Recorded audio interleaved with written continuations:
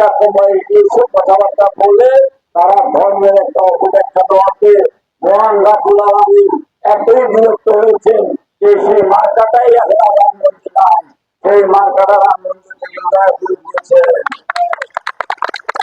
এখন তারা আবার নতুন করে নতুন গান গাইতেছে, নতুন করে নিয়ে আপনাদের কাছে আসবেন, বলবেন যে আবার এই মার্কায় ভোট দিলেও বেহেশতে পাওয়া যাবে। বুঝছেন?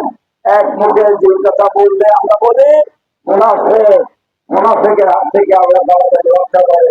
তারা এতদিন বলতো সত্যের শাসন চাই, বাংলাদেশের রাজনীতিতে মাত্র 1 বছর যার বয়স, আন্দোলন সংগ্রামে তার কোনো ছিল না।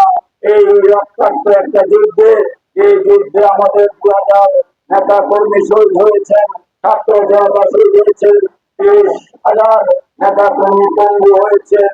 সেই আন্দোলনে তার ছিল না। পত্র পত্রিকায় দেখা যাচ্ছে যে সে সবচাইতে ধনী প্রার্থী, সবচাইতে ধনী প্রার্থী। 1 বছরের মাথায় আলাউদ্দিন আচার্যপতি পাওয়ার মতো তার অবস্থার ভাগ্যের পরিবর্তন হয়েছে। আপনারা যদি ভোট চাইতে আসেন, দয়া করে মেহরবানি করে একটা প্রশ্ন করবেন, আপনারা সত্যকে শাসন চান, কিন্তু যাকে নিয়ে আসছেন সততার প্রশ্নে পত্র পত্রিকায়, টেলিভিশনে, তারপরে আপনার সামাজিক যোগাযোগ মাধ্যমে চিহ্নিত করা হয়েছে এই ব্যক্তি সৎ নয়। 1 বছরের মাথায় এত টাকার মালিক হতে পারে না।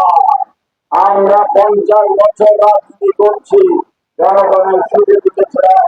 17 বছরের রক্তাক্ত আন্দোলনে বিএনপির নেতা কর্মীদের পাশে ছিলাম। আমরা মামলা নির্যাতনের জর্জরিত নেতা কর্মীদের পাশে ছায়ের মতো ছিলাম।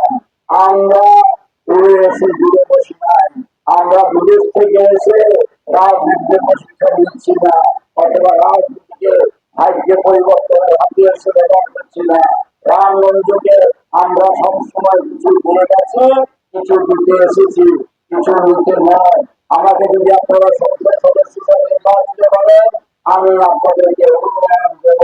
যে উন্নয়ন হবে সমতা ভিত্তিক, ন্যায় ভিত্তিক এবং দুর্নীতি মুক্ত, সেই উন্নয়নের বাজেট থেকে একটা পয়সাও আমার পকেটে যাবে না, এটা আমি শপথ করে আপনাদের কাছে বলতে পারি। সেই উন্নয়ন হবে নৈতিকার ভিত্তিতে, সেই উন্নয়ন হবে ইনসাফের ভিত্তিতে। আমি যদি সুযোগ পাই তাহলে রাম মন্দির থেকে মাদকের বিরুদ্ধে আমি একটা যুদ্ধ ঘোষণা করবো, সর্বাত্মক যুদ্ধ ঘোষণা করবো। মাদক সেবীরা সমাজের অভিশাপ, মাদক সেবীরা পরিবারের অভিশাপ, একটা পরিবারকে ধ্বংস করে দেয়। মাদক তার বাইরে প্রথম সুযোগে আমি ধরে তাদেরকে জেলখানায় পাঠাবেন।